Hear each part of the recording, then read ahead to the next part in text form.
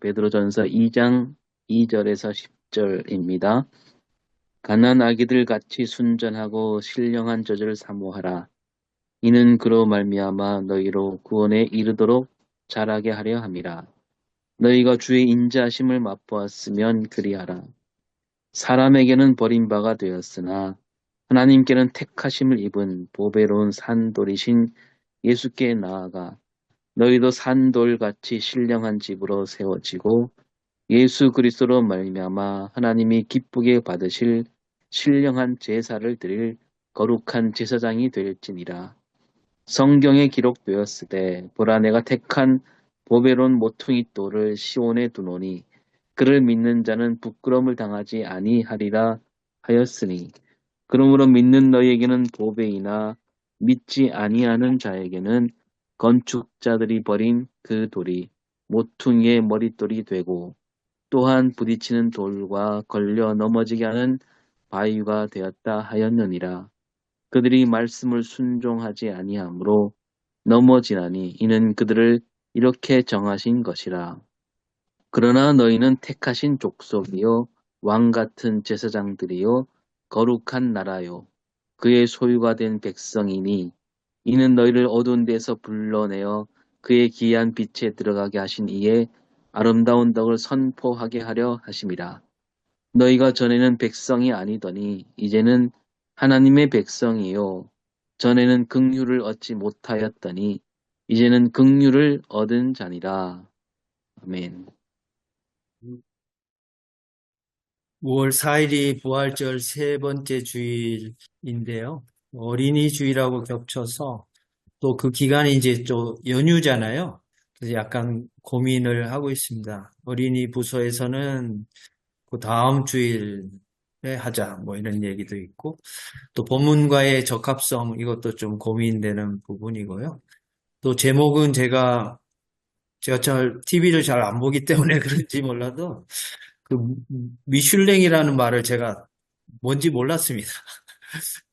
찾아보니까 이게 그 미국 타이어 회사 미슐린 그게 이제 발음이더라고요. 보니까 그 타이어 회사인데 그 레스토랑 순위를 매겨가지고 아마 그 먹방하고 관련해서 그렇게 제목을 삼은 것 같은데요.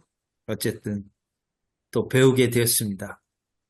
제가 통으로 그냥 요약을 했기 때문에 약간 두루뭉실한 부분도 없지 않아 있습니다만 같이 살펴보겠습니다. 베드로전서는 예수 그리스도를 믿는다는 이유로 고통받는 수신자들을 대상으로 하지만 한국교회는 소수자가 아님에도 조롱과 희화화의 대상이 되어 난타당하고 있는 상황입니다. 베드로전서는 이런 유사한 상황에서 세상을 향해 교회가 어떻게 대응해야 하는지를 보여주는 지혜를 제공하고 있습니다. 따라서 한국교회는 부활을 기념한 셋째 주일에 베드로전서를 깊이 상고할 필요가 있습니다. 베드로전서는 이교 사회에서 박해와 소외로 고통받는 그리스도인들에게 보낸 서신입니다. 예수 그리스도를 믿고 구별된 삶을 살아가는 그리스도인들은 다양한 방식으로 박해를 받고 있습니다. 베드로 사도는 그리스도인의 정체성을 상기시키며 고난과 핍박에 대해 온유함, 인내, 그리스도를 닮은 삶으로 승리할 것을 권고하고 있습니다. 베드로전서의 수신자들이 고통스러워하는 가장 큰 이유는 이웃의 차가운 시선입니다. 오늘 그 교재 책의 379페이지에 보시면 이 언어폭력에 노출되어 있는 사람들이라고 아주 자세하게 되어 있습니다. 그리고 외인, 나그네, 거류민 이런 소외 대상으로 지칭을 받고 있으니까요. 사회 중심부가 아니라 주변으로 내몰리고 있는 상황이고 그리고 그 당시에 오해를 받았습니다만 이제 당파적이고 파괴적이고 반사회적인 인물로 그렇게 비춰졌다. 그래서 모욕과 따돌림을 당했다. 이렇게 이야기를 하고 있고 또 그 이전에 즐기던 악한 세상적인 관습과 가치관에 일치하는 예전의 삶으로 돌아오도록 강요를 받고 있는 방압되고 있는 그런 상황이라고 책에서는 설명을 하고 있습니다. 베드로 사도는 수신자들이 구세주를 영접할 때 하나님의 선하심과 인자하심을 맛보았기 때문에 하나님 말씀이라는 영적인 젖을 지속해서 사모해야 한다고 말씀하고 있습니다. 수신자들에게 1절에 나오는 것처럼 과거 악독, 기만, 외식, 시기, 비방을 벗어버리라고 요구하고 이것은 과거의 완전한 단절을 촉구하고 있는 말씀입니다. 성도가 예수께 나와 계속 교제하는 이유는 그가 산 소망이 되시고 또 살아있는 말씀이며 산돌이시기 때문입니다. 하나님은 잠시 산돌이신 예수 그리스도께서 사람들에게 버려짐을 허용하였으나 하나님은 그 돌이신 예수 그리스도를 선택하셨고 보배롭고 영화롭게 하셨다는 말씀입니다. 거기에 역전과 반전이 있는 것이죠. 본문은 예수의 버리심에 대해 다루며 예수께서 사람들에게 버림받았으나 하나님은 그를 택하시고 영화롭게 하셨음을 강조하고 있습니다. 또한 예수께서 보여주신 삶의 모델은 종종 핍박과 고난을 포함하지만 하나님은 성도를 택하시고 영화롭게 하실 것이라 말씀합니다. 하나님은 사람들에게 버림받은 산돌을 하나님의 집에 보배로운 모퉁이 돌이 되게 하셨습니다. 모퉁이 돌은 건물 기초석으로 가장 안전하고 견고한 모퉁이 돌인 예수 안에서 하나님의 집이 시작되기에 그분을 믿는 자는 부끄러움을 당하지 않고 안전한 구원을 보장받습니다. 우리는 예수 말씀을 순종할 때 가장 안전할 수 있고 모퉁이 돌이신 예수와 계속 교제로 나아가는 자는 그분의 형상을 닮아 신령한 집으로 세워진다고 말씀합니다. 신령한 집은 성령 안에서 지어지는 교회를 가리키며 신자들은 하나님의 신령한 집을 이루는 돌이 됩니다. 성도는 하나님의 집인 교회를 구성할 뿐 아니라 그곳에서 제사장으로서 신령한 제사를 드리게 됩니다. 아마 여기 교회는 아마 그 하나님의 백성 공동체로 이해해야 되겠죠. 예배당, 어떤 구체적인 지역교회의 장소 개념을 넘어서서 비가시적 교회라고 봐야 되겠죠. 흩어진 나그네라는 입장에서 보면 더더욱 그럴 수 있겠다 생각이 들고요. 베드로 사도는 수신자들을 포함한 그리스도인들에게 왕같은 제사장, 거룩한 나라, 그의 소유된 백성, 너무나 유명하고 익숙한 그런 정체성 규정인데요. 그런 그리스도인의 정체성을 부여하고 있습니다. 이는 하나님의 소유임을 분명히 하며 단순한 소유물이 아닌 존귀한 자로서 섬기는 제사장직을 강조하고 있습니다.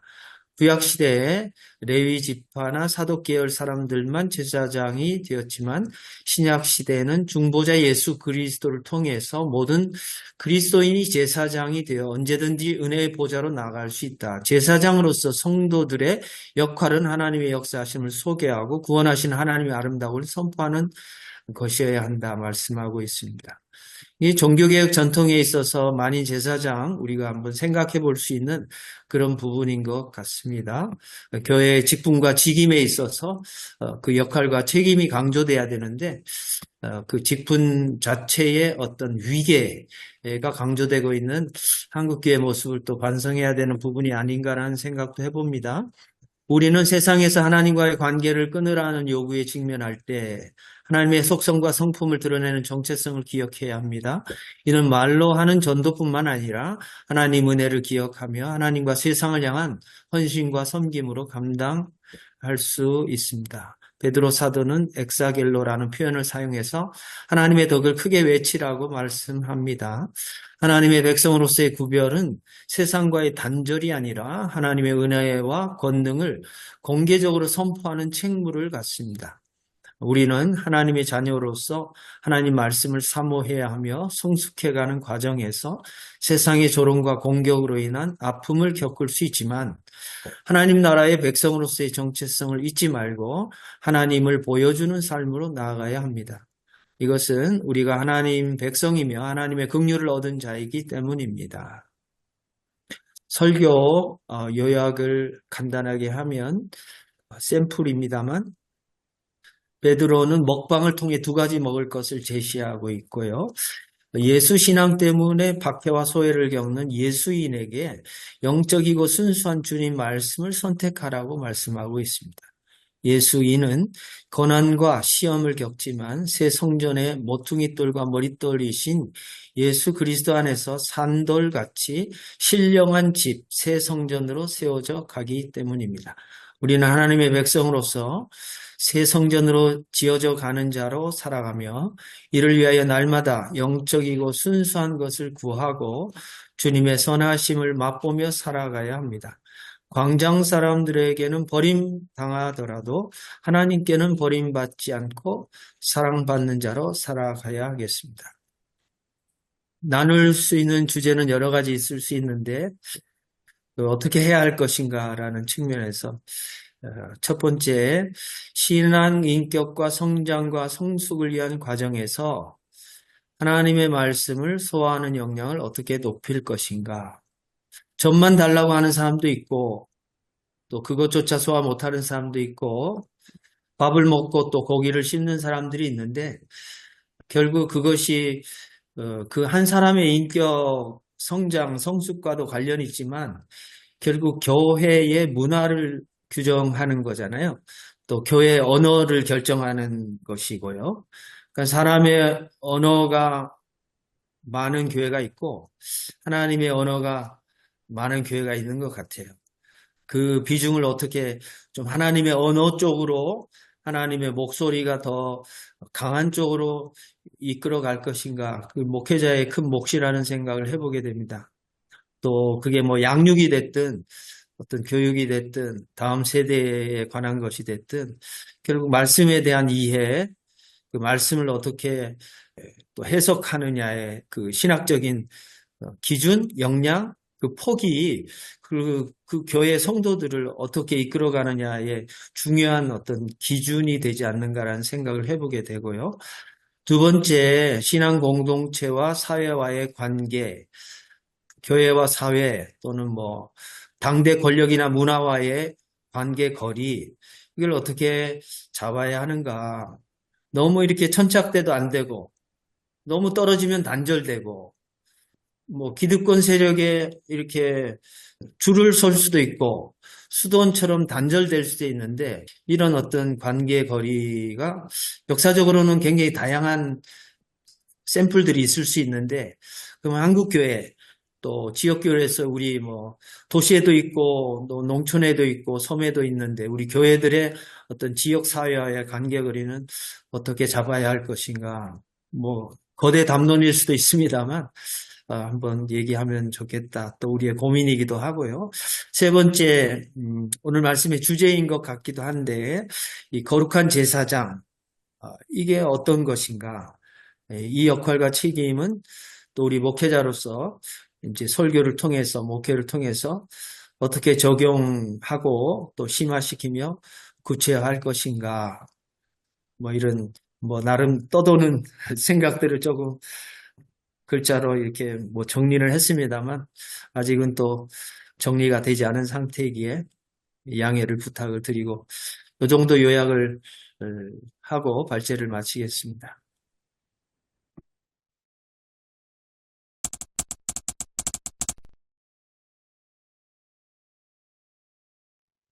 유성호 목사님께서도 잠깐 말씀하셨고, 우리 추석 뒷부분에 잠깐 나오는데, 원래 이 본문은 저희들 한국교회 절기를 따라서 편성했던 그 어린이 주일, 어버이 주일 그 본문으로 해서 어린이 주일에 맞춰서 제시가 된 겁니다. 근데 내용상으로는 너무 지금 보시다시피 어린이 주일하고 너무 거리가 먼 그런 본문으로 되어 있지 않습니다. 그게 조금 고민이 될 것 같습니다. 다가오는 주일이 어린이 주일인데 대부분 이제 5월 첫째 주일 어린이 주일을 지키지 않습니까? 그래서 이 본문 가지고 어린이 주일 하는 게 쉽지 않을 것 같다는 생각이 많이 들었습니다. 마무리하면서 어린이 주일 설교를 어떻게 할지 고해를 잠깐 이야기를 나눠봤으면 좋겠습니다. 일단은 우리 김종 목사님 말씀하셨던 그 본문 중심으로 해서 먼저 이해를 시도하고 그 다음에 나중에 적용 부분에서 이제 어린이 주일 생각도 한번 같이 해봤으면 좋겠습니다. 오늘 김성 목사님 첫 번째 질문해 주셨던 게 신앙인격의 성장과 성숙을 위한 과정에서 하나님 말씀을 소화하는 영향을 어떻게 높일 것인가. 오늘 본문에도 보면 신령한 젖을 사모하라는, 그리워하라는 그 이야기를 나와요.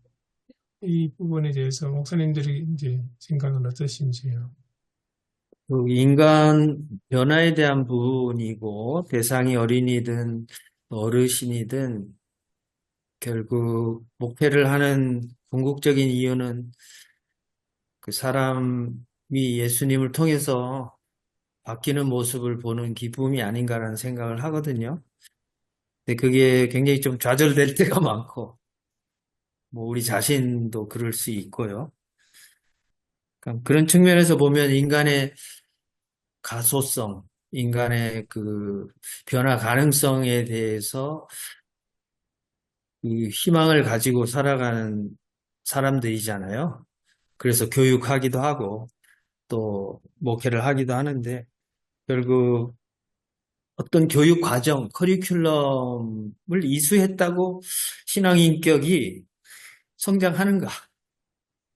결국 학교라는 체제도 경쟁을 더 강화하고 사회적인 격차를 또 계속 강화시키는 또 다른 도구 내지는 산물이 아닌가라는 생각을 또 할 때가 종종 있거든요. 그러니까 어쨌든 사람이 변화할 수 있는 가장 원초적인 동력은 하나님 말씀이라고 저는 믿고 또 저도 그렇게 해서 거듭났고 그렇게 해서 믿지 않는 가정에서 예수 믿고 목회자까지 됐으니까 엄청난 기적과 변화를 체험한 것인데 실제로 교인들을 볼 때 회중 문화나 그 뭐 제가 판단할 건 아니지만 그 수준이라고 할 때 어디까지 해야 될 것인가? 그러니까 이미 성숙한 사람들이 수평 이동할 때는 사실 또 교육이 필요 없는 상태가 아닌가라는 그런 생각도 해보게 되고, 그리고 전혀 그냥 전이해가 없이 복음에 대해서 전혀 모를 때는 이제 세례 교육을 하면서 또는 유아 세례를 받았지만 아동 세례나 또 이제 성인 세례를 위한 준비 교육을 시킬 때에는 또 하나님의 말씀을 아주 기초적인 것부터 이렇게 가르치면서 해야 되는데 이것이 대단히 좀 뭐 받아들이는 흡입력에 따라 다를 수는 있는데 결국 그게 지적인 동의 차원으로 머물지 않을까라는 염려도 함께 이제 하게 되는 부분이고요. 결국 교회를 통해서 하나님의 말씀이 한 개인의 인격을 예수 그리스도라는 분을 인식하면서 변화되는 그 과정에 있어서 말씀 교육은 거의 뭐 절대적이 아닌가라는 생각을 하면서 반면에 또 기독교를 알고 교회에 다니지만 실제로는 복음이나 하나님의 나라에 대해서는 고백하지도 못하고 배우지도 못한 사람들이 굉장히 많다는 거를 제가 목회를 하면서 또 느끼게 되는 이 두 가지 이중적인 현실을 경험하고 있습니다. 어떻게? 저는 이제 세 가지 질문이 다 어떻게인데 그럼 어떻게 할 것인가? 저도 고민을 하고 있고 최근에 이제 입교 세례 교육 한 대상자가 한 7명 정도 되는데요. 그걸 하면서 아주 제가 처음 예수를 접한 정말 교회에 나와가지고 너무 기쁘고 좋고 했던 그 느낌을 제가 한 3, 40년 지금 뒤따라오는 그 다음 세대를 보면서 만감이 교차하고 그 가운데 하나님의 말씀에 대한 그 기대감이 있는 영혼들에 대한 그걸 보면서 야, 이건 양육, 교육을 넘어서서 하나님의 역사가 있구나. 이 말씀을 받아들이는 그 뭐라고 마음 밭이라고 해야 되나요? 그게 이제 느껴져 오는 이게 말씀을 받는 사람은 따로 있구나라는 물론 그 제가 이렇게 이분법적으로 규정하는 건 아니지만 넣어도 못 받는 사람이 있고 진짜 그냥 살짝 말씀을 줬는데도 그냥 기쁨으로 받는 사람이 있는 걸 보면 그 네 가지 밭의 그 비유도 이제 현실 속에서 좀 느껴지는 부분도 있고요. 그렇습니다. 예. 김성근 목사님 말씀 받아서 현재 제가 이제 경험하는 거를 좀 말씀드리면 이제 교회 교육을 하는데 제가 지금 있는 동신교회 서울 동대문에 동신교회는 이제 교인들을 교육하는 단계별로 교육하는 게 있습니다. 1단계부터 한 6단계까지 있는데 이제 올해 상반기에는 저보고 교리 교육을 좀 시켜달라 해가지고 이제 교리 교육을 맡았는데 예, 하면서부터 이게 교리 교육 어떻게 해야 되나 고민이 들었습니다. 근데 이제 교인들한테 물어봤습니다. 첫 시간에 교리를 어디서 배웠습니까? 하니까 다른 곳에서 배웠다는 사람들이 꽤 많습니다. 그러니까 수평 이동이 많다는 이제 그런 뜻이고 그래서 물어봤습니다. 이 교리가 그러면 언제 생겨났다고 배웠습니까? 하니까 종교개혁 때요 하더라고요. 그래서 상당히 잘 기억하고 계시네요 하면서 근데 우리 장로교의 기본 교리는 이제 교단 헌법에 있는데 하면서 설명했습니다. 웨스트민스터 신앙 고백을 했는데 그러면서 제가 하고 싶은 이야기를 했습니다. 교리는 비유로 쳐서 말씀드리면 자동차의 내비게이션과 같다고 생각합니다. 내비게이션은 길을 안내해 주는 거고 그 내비게이션을 가지고 직접 집을 찾아가야 되는데 그 집은 바로 살아계신 하나님 그렇게 이해하시면 되겠습니다. 그래서 그렇다면 이제 교리를 가지고 이제 하나님을 안내받고 하나님을 더 신앙하도록 하는 이제 그런 길인데 근데 제가 지금 보기에는 이 내비게이션은 굉장히 낡아버렸습니다. 500년 전에 그 뭐 교리가 형성되고 뭐 웨스트민스터 신조도 17세기인데 그때 있었던 세상하고 지금 세상은 완전히 다르지 않겠습니까? 그래서 설명하면서 예컨대 그때 그 수백 년 전에는 기후 위기라는 것이 뭐 전혀 상상 밖이었을 텐데 요즘 우리 시대의 가장 큰 문제는 뭐 기후 위기, 뭐 더 나아가서 기후 정의까지 이야기하는데 그래서 이제 교리가 지나간 한때는 하나님께로 안내하는 굉장히 중요한 교리 교육이었는데 지금은 이 시대에 안 맞는 게 너무 많습니다. 그걸 어떻게 하면 좋겠습니까?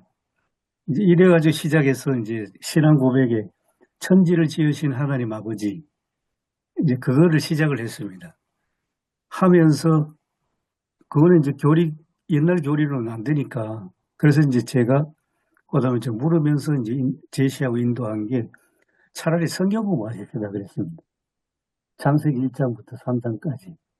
그래서 교리반인데 지금 창세기 강의를 하면서 기후위기 문제를 같이 다루고 있거든요. 제가 이 경험을 통해 드리고 싶은 말은 다시 성경으로 돌아가야 되지 않겠는가. 문자주의 성경이 아니고 하나님 말씀으로. 교인들도 참 잘 이해하고 잘 대답을 합니다. 달을 가리키는 손가락을 또 이야기했거든요. 이제 교리는 달을 가리키는 손가락인데 정작 달을 보라고 손가락을 가리키는데 달은 안 보고 손가락만 보고 있다고. 그래서 우리는 뭐 교리 교육인데 하늘과 땅을 지으신 하나님 쪽으로 집중하면서 창세기를 공부하십시다 해서 지금은 이제 그렇게 하고 있습니다. 그 교수님 말씀에 500년 된 내비게이션이란 말이 아주 딱 와닿습니다. 도로도 바뀌고 길도 바뀌고 다 했는데 아직도 그걸 붙잡고 있으니까. 근데 저는 이제 우리 목회자들이 한국교회 목회자들이 과연 교인들이 성숙하기를 바라고 있는가? 뭐 의도적이든 무의식적이든 간에 좀 바라지 않고 있는 그런 경향이 있지 않을까 하는 생각이 들거든요. 그러니까 교인들을 성장하다 보면 성숙 단계 가다 보면 사춘기를 지나야 되잖아요. 그 사춘기가 두려워서 그냥 사춘기 이전에 아이로 있기를 바라는 그래서 모든 목회의 어떤 가장 큰 주안점이 성숙보다는 그냥 돌봄에 그치지 않는 그런 그 상황이 우리 한국교회에 오랫동안 이어지고 있지 않은가라는 생각이 듭니다. 그래서 옛날에 뭔가요? 제가 옛날에 무술 영화 많이 어릴 때 봤는데, 무술 배우러 가면 스승이 가르쳐 달라는 무술을 안 가르쳐 주고, 물 떠와라, 뭐, 장작 패라, 이런 것만 시키잖아요. 근데 이제 나중에 알고 보니까 그게 무술이었다. 뭐, 이렇게 이제, 그걸 하면서 무술을 익히게 하는, 그러니까 그 배움을 받는 제자에게 왜 내가 물을 떠오라 시키는지, 왜 장작을 패라 하는지 그런 설명을 안 해주잖아요. 근데 한국 교회도 좀 그런 경향이 있는 것 같아요. 교인들에게 내가 왜 이걸 얘기하는지, 내가 바라는 상이 뭔지, 뭐 이걸 하면 무슨 유익이 있는지 이런 것보다는 그냥 권위적으로 다른 생각 말고 내가 하라는 대로 하시오. 이렇게만 지금까지 교육을 시켜오지 않았는가 그런 생각이 많이 듭니다. 과격하게 표현하면 목회자들이 많은 경우에 교인들이 잘하고 성숙하기를 원치 않는다는 그런 말도 네, 되겠습니다. 그런 항상 것 같아요. 어린아이처럼, 예, 뭐, 다루기 말 쉬운 잘 듣는 교육을, 아이처럼.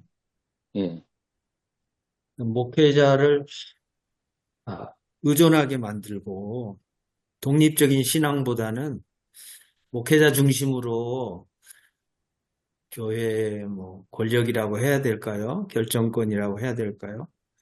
그러니까 독재에 용이한 그런 문화를 만들기 위해서 우매화 정책을 쓴 건 아닌가 이런 생각을 또 해보게 됩니다. 뭐 제가 그렇다는 건 아니고 이렇게 보면은 그런 교회들이 이제 있고 근데 세대가 바뀌면서 또 그런 것들을 조금 완화시켜 나가는 부분이 있는데 이게 좀 속된 표현인지는 모르겠습니다만 그걸 또 완화시키고 조금 더 수용하고 하면 또 이게 또 이 성숙하지 않은 사람들 입장에서는 이게 또 무슨 권력이 있냐 또 막 치받고 이게 소통이 돼야 되고 협력해야 되고 또 더 큰 대의를 위해서 같이 순종해야 되는데 이게 뭐 티격태격 하다 보니까 교회가 더 좀 어려워지고 망가지는 건 아닌가 이런 생각을 또 좀 씁쓸한 면에서 하게 됩니다.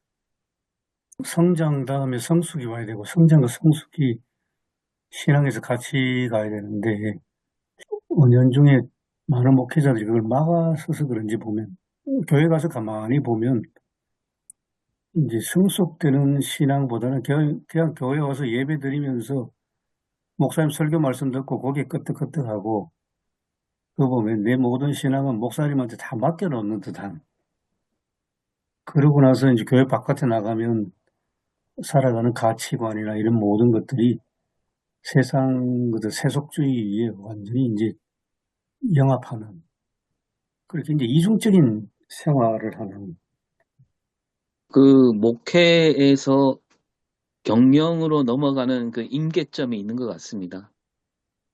순수한 목회적 마인드로 목회를 하다가, 이제 성장, 이를테면 사람들이 많이 모이고, 어느 정도 모이다 보면, 이제는 목회보다는 교인들을 잘 다루고, 그 공동체를 운영하는 어떤 경영 전략, 이쪽으로 넘어가 버리면, 뭐, 그때부터는 그렇게 굴러가는 거죠. 시스템으로. 그걸 다 바라고 있지 않는가 생각이 듭니다. 이제 그게 한국 교회의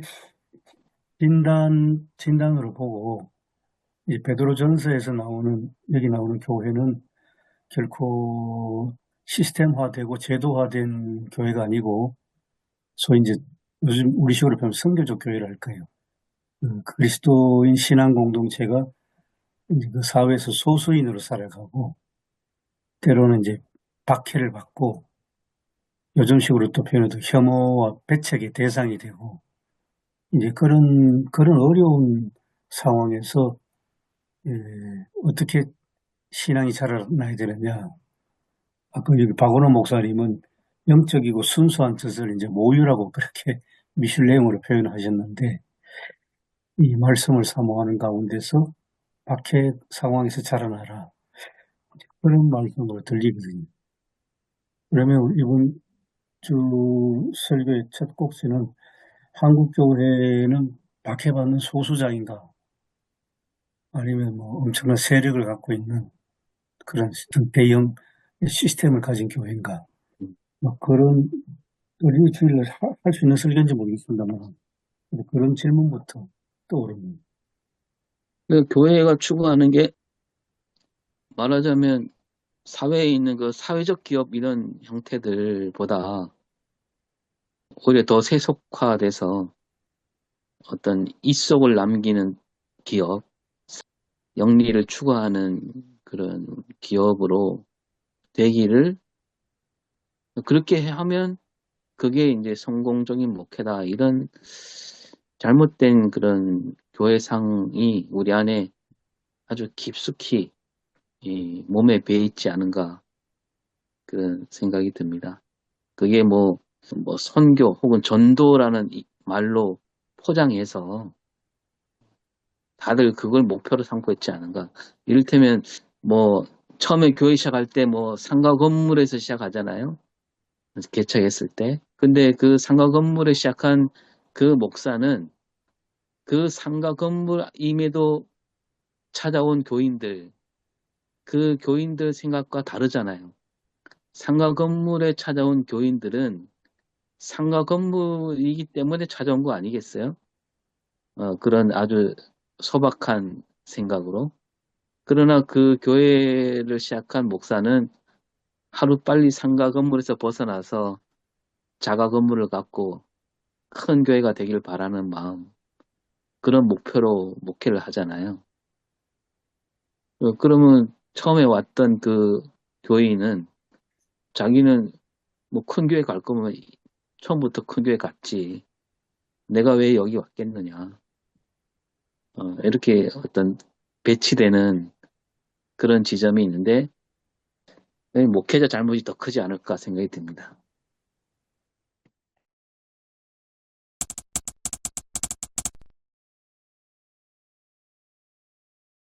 오늘 그 두 가지가 대조가 되잖아요. 먹을거리 두 가지. 과거에 탐식했던 먹거리와 예수 그리스도를 믿고 거듭난 사람이 먹는 하나님 말씀. 그게 뭐 저지됐던 다른 성경에 보면 또 뭐 밥, 또 이렇게 더 소화시킬 수 있는 단단한 먹거리로 이렇게 얘기를 하는 부분이 있는데요. 그런 부분도 우리가 거듭났다는 게 무엇일까? 근데 결국 목회를 하다 보면 전부 다 가난한 목회를 하고 있잖아요. 항상 비교를 당하기 때문에. 이 세상에 부자는 없다는 말이 있는 것처럼 왜 그런가? 어, 항상 비교하기 때문이다. 나보다 더 큰 부자를 만나면 항상 가난한 사람이기 때문이다. 이렇게 얘기하는 것처럼 목회도 굉장히 상대적인 것인데 그리고 역사적으로 굉장히 스펙트럼이 다양한데 또 심지어는 오늘 말씀에는 그 성도들의 삶을 나그네 또 외인 뭐 이렇게 떠다니는 정처 없이 떠다니는 그렇게 규정을 하고 있는데 어찌 보면 포로 생활이고 결국 그렇게 다 사는데 누구의 포로인가? 거기서 흔들리는 게 결국 세상 사람들의 버림을 받더라도 예수를 선택할 수 있는가의 뭐 아까 임계점이라는 표현을 했습니다만, 그 경계선에 이제 우리가 있다고 봤을 때, 그러니까 우리 예수님은 버림받았지만 머릿돌 대신, 그러니까 고난과 영광이라는 이 두 가지 측면이 같이 가는 것처럼 이걸 어떻게 좀 우리 자신이 신앙의 그 기준이라고 될 수 있는 그 캐리그마에 대해서 난 십자가 쪽으로 더 간다 아니면 부활 쪽으로 간다 했을 때 사실 이거는 공존할 뿐만 아니라 이게 같이 있어야 같이 늘 생각해야 하는 부분 아닌가라는 생각을 하거든요. 고난받는 그리스도인이 있으면 우리가 부활의 영광을 취할 때는 좀 민망해야 되고 부끄러워야 되는데 그게 변질일 수도 있기 때문에 그리고 너무 고난만 받다 보면 소망이 없어지고 소망 고문이 되기 때문에 위로도 필요하고 돌봄도 필요한데, 뭐 이 두 가지 차원이 이 목회하는 자신에 대한 정체성, 그리고 교회에 대한 비전이 함께 그 기준이 될 수 있는 것이 아닌가라는 생각을 이제 해보게 됩니다. 결국 선택이겠죠? 어디까지 편승하는가? 그게 또 하나의 현실이잖아요.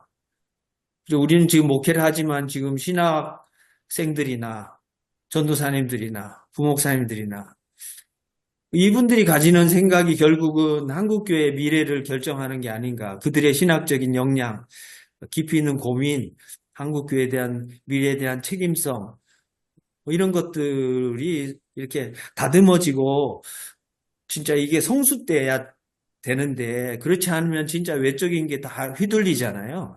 규모 있는 교회 가서 또 규모 있는 목회자로서 대표성을 띠고 뭔가 드러나기를 바라는 그 세상적인 가치에 뭐 그게 뭐 어찌 보면 당연하기도 하고 또 그걸 뭐 우리가 부러워할 수도 있습니다만 결국 이게 정제되어야 되고 절제되어야 되고 그게 본질이 아닐 수도 있다라는 가능성에 대해서 우리가 열려 있어야 되는데 이건 이거다 해버리면 이게 좀 상대적으로 비참해지는 사람을 더 많이 만들 수도 있고 결국 그게 자기 자신인데 그거 보지 못하고 최고 정점에서 사람들한테 영향을 끼친다고 완전히 도취되어서 착각해버릴 수도 있지 않는가. 그러니까 예수님이 버림받고 머릿돌이 됐다는 이 이중성을 같이 보지 않는 한 이게 경도될 수 있지 않는가. 어느 한쪽 편으로 말이죠. 그러니까 이 중심을 잡아야 결국 목회자도 어려워도 자부심을 가질 수 있고 정말 2000년 동안 순교하신 우리 신앙의 선배들에 대해서도 우리가 순교하진 못하더라도 그 피비린내 나는 그 교회의 강물처럼 흐르는 그 역사 속에 우리가 조금이라도 이렇게 한 발 더 내디딜 수 있지 않을까라는 그런 생각을 종종 해봅니다. 더 부끄러워지는 것은 모면할 수 없는 또 다른 뭐 제 자신의 어떤 성찰의 시간입니다. 교회, 현실 교회하고 옛날 교회하고 저는 이제 역사를 했기 때문에 비교가 되는데요. 이제 오늘날 현재 이제 우리 유재롱 목사님은 교회 현장에서 뭐 절실하게 지금 경험하는 뭐 여러 가지인데, 근데 이제 타임머신 타고 백수십 년 전으로 올라가면 그 봉화에 문촌 마을이 있습니다. 그 봉화 문촌 마을이 인동장시 집성촌이었는데 거기에 1906년, 7년 무렵에 그 장도문이라는 아버지하고 장사성이라는 아들하고 두 사람이 5일 장날 갔다 오다가 전도지를 받아들이고 그리고 예수를 믿게 됐습니다. 처음부터 깊은 신앙은 아니었던 것 같은데 근데 당장 한 일이 뭐냐 하면 이제 여기 본문에 있는 것처럼 그 단절이었습니다. 맨 먼저 한 게 상투를 잘라버렸습니다. 장사성이. 양반 집안이거든요. 글 읽는 선비 집안이고. 장도문이란 분은 그 과거 시험에 합격을 했는데도 이제 벼슬길로 나아가지 아니하고 벼슬길로 나가면 여러 가지 뭐 세상이 복잡하고 어려우니까 나는 여기 향촌에 살겠다 싶어서 이제 살고 있었는 집안인데 장사성 아들은 예수 믿자마자 바로 그 상투 잘라버리고 개화를 했습니다. 그 동네에서 막 난리 났습니다. 상투 잘라버린다. 엄청난 그 단절이었는데 단절을 하고 그 다음에 이제 새로운 삶을 살아야 되니까 그 다음 한 게 뭐냐면 권서였습니다. 그 성경을 한 괴짝 성경을 짊어지고 이 마을 저 마을 가면서 성경을 쪽복음서를 팔면서 복음을 전하는 그런 일을 했거든요. 그리고 권서를 했습니다. 장사성 씨가. 그래 하면서 이제 그 성경 팔다가 멀리 나가서 팔다가 보면 집에 못 돌아오면 뭐 처마 밑에 노숙도 하고 그러고 또 자비량이었으니까 뭐 옛날 시골에 무슨 도시락이 있었겠습니까? 공부하려면 한 번 좀 싸가면 뭐 그거 하루 종일 지기 짊어져야 되니까 중노동에 뭐 정말 엄청 고생을 하셨는데 그래도 즐겁게 찬송 부르고 기도하면서 이 일을 이제 수행했는데 그때 가시적 교회는 없지 않겠습니까? 가시적 교회가 없는데 신앙 공동체가 영주에 있었는데 그게 내매 마을에 있었습니다. 그래서 내매 교회에 매주 뭐 비가 오나 눈이 오나 뭐 날씨가 좋으나 흐리나 가는 주일 아침에 꼬박꼬박 다니는데 근데 놀랍게도 박해를 처음에 받았는데 받는 중에 신앙인들이 늘어났습니다. 문촌 마을에. 그래가지고 내매교회 다니다가 문촌 마을에 교회를 예배 공동체를 설립하게 됐습니다. 지금 오늘날 문촌교회인데 그래서 이제 문촌 마을의 인동장시들 그다음에 그 근처에 있는 뭐 심지어 척곡 법전면까지 사람들이 모여서 백수십 명이 1년 2년 만에 백수십 명이 뭐 교회가 됐습니다. 그런 옛날 어떤 역사를 가만히 돌이켜보면 오늘 본문 말씀 베드로전서 교회하고 굉장히 일치된다는 생각이 들었습니다. 지금 뭐 6대 7대 뭐 신앙을 막 내려오니까 교회가 뭐 시스템 잘 갖추고 뭐 예배당 건물 잘 짓고 그리고 대형 교회가 뭐 우후죽순 선언하고 하면서 지금 뭐 완전히 미슐랭 음식으로 치면 뭐 엉뚱한 음식 막 먹고 하는데 그때 처음 예수 믿었던 그분들이야말로 이 모유 같은 그 영적으로 순수한 젖을 먹은 분들이 아닌가. 요즘 영주 지역 교회 가 보면 완전히 뭐 좀 미안한 얘기지만 극우적인 신앙인들이 너무 지배하고 있는 그런 현실인데 그때는 뭐 자기의 기득권도 다 버리고 이제 예수 믿는 그런 조상들.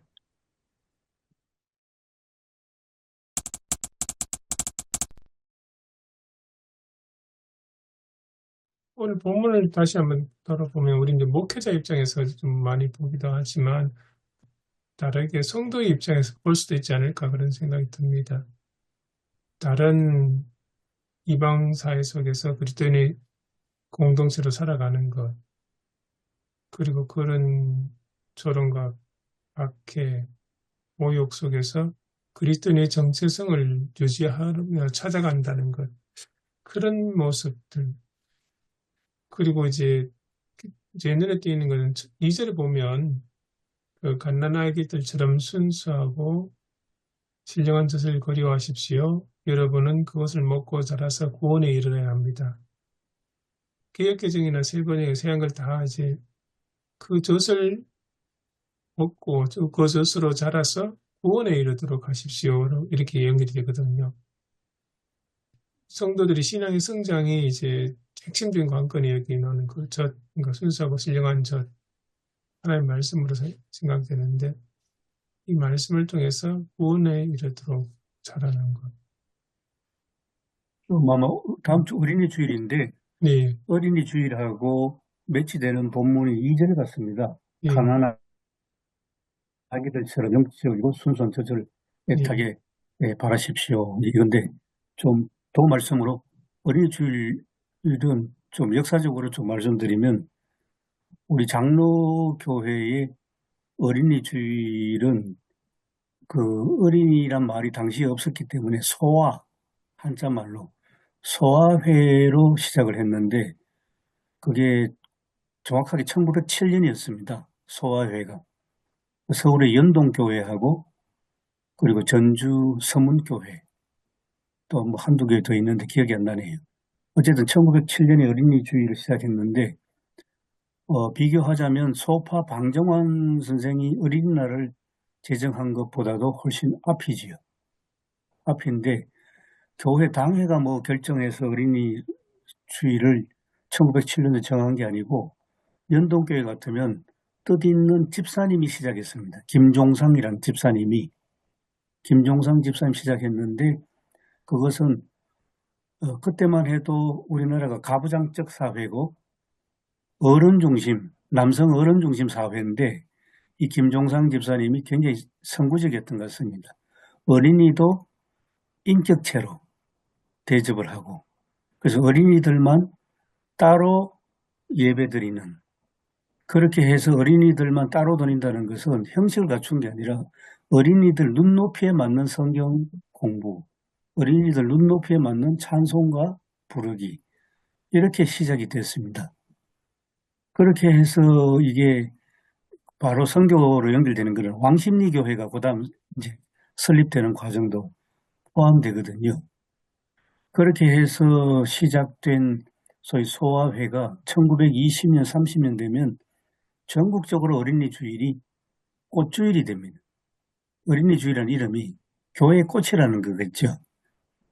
그래서 일제강점기 식민지배 상황에서도 교회의 꽃이 어린이들이고 이제 이 아이들한테 이제 우리 장래 미래를 굉장히 기대하는 거 아니겠습니까?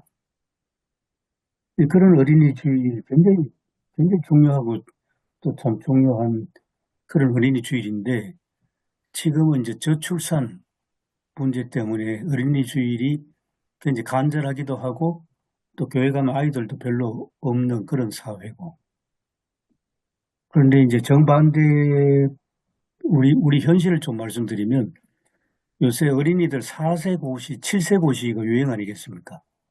들으신 대로. 아이들이 태어나면 부모 마음이 잘 키우는 마음은 분명하기는 한데 이 아이들이 한국 현실에서는 어떻게 하든지 뭐 굉장히 우수한 아이가 되기를 바라면서 태어나서 조금 있다가 다 영어 유치원 막 보냅니다. 한 달에 수백만 원씩 들여가지고. 이제 그거 못 보내는 부모들은 뭐 가슴이 아프지요. 갑자기 뭐 루즈가 되는 것 같고. 그리고 4세가 되면 영재교육처럼 그런 뭐 교육시키는 학원이 막 들어가면서 그것도 돈이 또 수백만 들고 4세 고시란 말이 나오고 그다음에 7세 고시가 또 있습니다. 그리고 아이들이 태어나서부터 막 완전히 스트레스에 막 부모한테 부모도 어떤 본뜻 아니게 아이들 잘 키우겠다는 마음은 분명한데 부모도 아이들을 완전히 고시에 집어넣으니까 이제 굉장히 신랄하게 이야기를 합니다. 이게 폭력이라고. 아이들한테 대한 폭력, 부모의 폭력이라고. 뭐 여러 가지 종류의 폭력이 있지만 지금 우리는 아이들에게 폭력을 한다. 그런 아주 날카로운 비판까지 하는 그런 현실입니다. 우리 현실이. 저희 거문도에 이제 학교가 있는데, 초등학교, 중학교 있는데, 초등학교 선생님들이 이제, 점수 딸라고 들어오잖아요. 이제, 들어오는데, 오래 있고 싶어도 못 있거든요. 네. 2년 있다가, 연장하면 3년까지 있다 그러는데, 그러면 애들을 데리고 들어오는데, 애들은 2년 있다가 안 나갈라 그럽니다. 엄마만 나가라고. 그러니까 애들이, 이런 자연을 너무 좋아하는 거예요, 애들이. 뭐, PC방도 없고, 뭐, 아무것도 없지만, 자연 속에, 저희 애들도, 초등학교 3, 4학년 때 왔거든요. 오는 날부터 적응을 하더라고요, 바로. 그래서 길거리 다니면서 막 이렇게 물고기 뛰는 거, 그 다음에, 여기 이제 학교 선생님들이 밤늦게까지 또 선생님들이 봐주거든요. 그 밤에 올 때 이제 별을 보면서 오고, 이런 것들을 애들이 되게 좋아하더라고요. 그러니까 어른들이 교육 핑계로 그런데 안 갈라 그러는데, 그거는 핑계 같고, 정말 애들을 위해서라면, 이게 시골 생활을 아예 법으로 만들어야 되지 않을까. 예, 좀 외람된 말씀이지만 오 목사님네 아들, 딸, 남매가 굉장히 어떤 하나의 중요한 사례가 될 것 같습니다. 예, 그렇게 자라도 서울에 있는 대학에 갔다. 뭐 예. 자랑은 아니지만은 그런 면에서 이제 어린이주일 연관해서 생각한다면 아이들에게 어떻게 그리스도인 안에서 정체성을 심어줄 수 있을까? 오늘 보면은 좀 연관되면 그런 관점에서 좀 생각이 됩니다.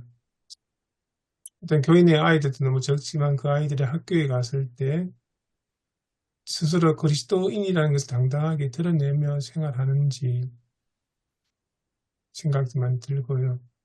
나는 그리스도인이고 예수 믿는 사람입니다. 예수님을 성품을 닮아가는 게 목표다는 게 아이들 성경에는 큰 의식이 없는 것 같아요.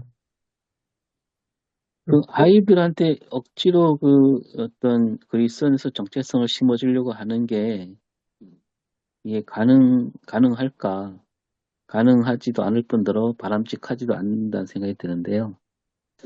뭐 우리가 어릴 때 저는 그런 기억이 있거든요. 초등학교 시절에 뭐 학교에서 반공 멸공 교육이 가장 으뜸이었잖아요. 그래서 운동회 때 이렇게 뛰어가면서 구호 외칠 때도 뭐 유치원 애들은 뭐 참새 짹짹하지만 우리 때는 멸공통일이었잖아요. 그 초등학교 입에서 뛰어가면서 구호가 멸공통일할 정도로 반공교육이 완전히 휩쓸던 그런 시절인데, 근데 과연 그러면 반공교육을 심어줬는데 그게 반공청년으로 자라게 되느냐? 오히려 그 세대 사람들 중에 주사파가 생기지 않았습니까? 그러니까 억지로 심어주는 거는 별로. 저는 이제 뭡니까? 프로야구 이제 같은 경우에 아빠가 응원하는 팀, 아빠가 응원하는 팀에 대해서 이 팀이 얼마나 좋은 팀인가, 뭐, 이걸 설명 안 하더라도, 이렇게 자꾸 데리고 가면, 아빠가 응원한 팀의 팬이 돼버리잖아, 애가. 그런 느낌으로 가야지, 억지로 이제 막 심어주려고 하는 거는 잘 되지도 않고 바람직하지도 않지 않을까. 예, 뭐, 저도 감동받은 있습니다. 제가 이제 블루마르트를 공부하는데, 아들 브룸하르트도 목사고, 아버지도 목사인데, 아들이 그런 얘기를 종종 합니다. 우리 아버지는 내가 자랄 때 성경 읽으라 그런 말 한 번도 안 했다고. 그런데 우리 아버지는 굉장히 진지하게 기도하면서 성경을 굉장히 읽는 그 자세를 보고 내가 아버지 뒷모습을 보고 자랐지. 우리 아버지가 나한테 한 번도 뭐 너한테 뭐 신앙 이렇게 해라 저렇게 해라 이야기 해본 적도 없고 성경 읽으라고 한 적도 없다. 아, 저게 굉장히 저한테 굉장히 큰 그것도 배움이었습니다. 그 어린이 주일을 맞이해서 좀 그런 운동이 벌어졌으면 좋겠습니다. 아직도 노예마다 어린이 대회 하잖아요. 그거 좀 다 없앴으면 좋겠는데. 학교에서는 그런 게 뭐 이렇게 등수 가리고 이런 게 없어지는데, 교회는 아직도 남아있잖아요. 음. 누가 잘하나 그래갖고, 신앙 글짓기, 뭐, 그림 그리기, 뭐, 노래 해갖고, 어린이 대회, 그 노예의 큰 행사 중에 하나잖아요. 예. 예, 또 본교회들이 노회상을 다 휩쓸어 가고. 예. 그게 아무리 뭐 성경 얘기해도 그런 거 한번 하면 이 기독교 가치관하고 배치되는 그런 어떤 그 생각들이 심어지고 뭐 교회가 오히려 이제 사회보다 뒤떨어지는 그런 한국 교회 어린이 교육은 실패했다고 봐야죠. 그 숫자가 줄어들어서만이 아니라 아이들에게 기독교 가치관으로 자라지 못하게 하는 교회가 오히려 세상 가치관을 더 심어주는 그런 의미에서 실패죠.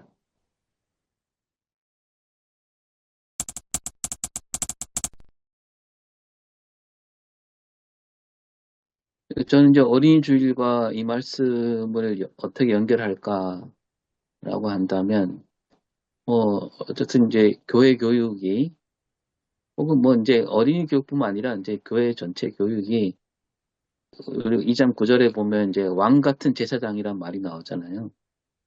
그런 쪽으로 이렇게 우리가 신앙 성숙을 시켜야 되지 않, 신앙 성숙이라는 게, 어떤 교회 안에서만 뭐 이렇게 자리를 잡는 그런 사람이 아니라 왕 같은 제사장이란 말을 저는 그렇게 받아들이는데 세상을 품어야 되지 않는가. 세상을 책임지는 그런 자리에 서게 하는 게 그게 올바른 신앙이 아닌가. 이를테면 지난번에 코로나 사태 때 교회가 뭐라고 했냐면 왜 교회를 핍박하냐, 왜 예배를 못 드리게 하냐, 막 볼멘 소리를 많이 했잖아요. 저는 그게 교회가 왜 그럴까? 아니 그 코로나에 대해서 같이 걱정하고 어떻게 하면 빨리 이거를 종식할까, 이걸 같이 머리를 맞대고 그런 자리에 나와야 되는데 교회는 그저 그냥 그런 불만만 내뱉고 그런 교회가 돼버렸고 이번에 뭐 탄핵 때도 마찬가지로 교회가 우리 한국 사회 전체를 걱정하는 그런 자리에 서 있지 않고 그냥 우리는 뭐 중립을 지킨다는 명목인지 모르겠지만 아무 말 하지 않고 그냥 예배만 잘 드리면 된다. 뭐 이런 식의 태도는 결코 왕 같은 제사장이라고 볼 수 없다는 거죠. 저는 이제 우리 교인들한테 가끔 얘기하는 게 우리 죽촌교회에는 죽촌 마을을 뱃속에 잉태하고 있는 산모다. 마을이 잘못되는 거는 태아가 잘못되는 거는 산모 탓이 크니까 우리가 잘해야 된다. 뭐 이런 식으로 많이 얘기했는데 그런 쪽으로 좀 연결하면 좋지 않을까 생각이 듭니다. 중요한 말씀. 공동신학이라 그러나. 예. 예. 이제 시골 교회는 어린이가 없는 어린이 주일 맞이하거든. 모든 한국 교회가 뭐 다 그런 상황이지만은 그럼에도 저는 이 말씀을 우리 어른들에게 대입할 수 있는 참 내용이다 생각이 들어요. 그래서 주제를 이제 정한다면은 하나님의 그 집을 세우는 어린아이 같은 믿음. 우리 아까 그 초반에도 우리 교수님 신앙 성장 성수 저는 이 단계가 바로 이제 성화까지 나가야 된다. 어린아이의 그런 신앙을 통해서. 그래서 이번에 이제 하나님의 집을 세우는 어린아이 같은 믿음에 대해서 한번 주제를 정하고, 그런 순전한 신령한 젖을 삼아라. 그러면서 우리가 참 신앙에 성숙하면 무조건 세상의 성공인가? 아니면 사람에게 인정받는가? 아니면 하나님의 말씀을 더 가까이 하는가? 그렇게 이제 그 부분을 접근하면서 이제 그 다음으로 이제 나갈 것은 그런 산돌이신 우리가 예수님께 나가야 된다. 저희 교회가 이제 그 벽돌인데 이 벽돌로 이제 지은 집인데 붉은 벽돌로 그럼 마찬가지로 우리 역시 우리 교회가 살아있는 벽돌 여러분들 신앙 각자가 살아있는 벽돌, 보기 좋아하는 벽돌로 우리가 바뀌어 가야 되지 않나. 결국 내 하나의 신앙이 무너지면은 공동체가 영향을 받는다. 그러면서 이제 아까 우리 오성일 목사님이 말씀을 하셨는데 우리 택하신 족속 왕 같은 제사장으로서의 사명, 교회 정체성, 비록 시골 교회지만서도 우리가 교회 정체성을 분명히 또 해야 된다. 하나님께서 우리를 선택하셨고 우린 교회 안에서만 아니라 세상 속에서 왕 같은 제사장으로서 물론 이건 고리적인 게 아니라 함께 어울려 살아가는 그런 삶을 살아야 된다. 그러면서 이제 우리는 세상 한복판에서 하나님의 빛을 비추는 존재로 살아가야 되지 않나. 이렇게 이제 말씀을 전하면서 과연 우리는 여기 전부 다 뭐 다 어른들이에요. 연세가 중간 세대가 없으니까요. 그러면 내 자녀와 다음 세대에게 우리가 무엇을 남길 것인가? 그래 결국은 이제 어린아이 같이 순전하게 하나님의 말씀을 사모하면서 교회에서나 어디에서나 하나님께서 나에게 왕 같은 제사장 그런 직분을 주었음에도 불구하고 우리가 다시 한번 돌아보면서 그를 세상 속에서 가정에서 이웃 가운데서 어떻게 할 것인가 그렇게 말씀을 이제 준비하려고 있습니다. 어린이 주일을 맞이해서 신앙의 선배들의 신앙과 오늘 우리의 현실을 조금 직시하면서 비록 우리 어린아이는 없지만서도 다시 한번 우리가 좀 말씀을 삼아하는 정말 우리 지역을 한번 이게 말씀으로 변화시키는 것도 우리의 역할이다. 이렇게 말씀을 같이 이렇게 매치해서 준비할까 합니다. 저도 비슷한데요.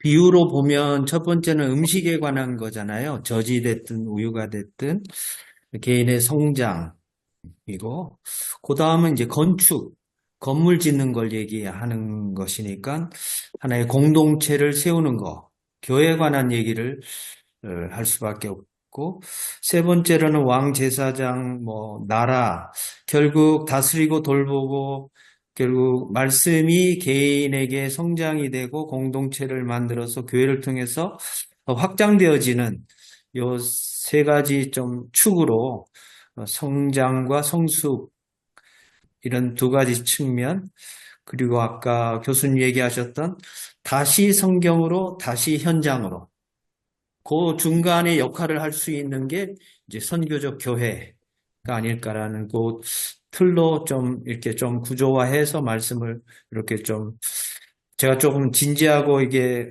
하다 보니까 교인들이 조금 힘들어하는 것 같은데 이번에는 조금 더 쉽게 뭐를 조금 이렇게 좀 풍성하게 접근성 있는 설교를 좀 해야 되지 않겠나 이런 생각을 또 해봅니다.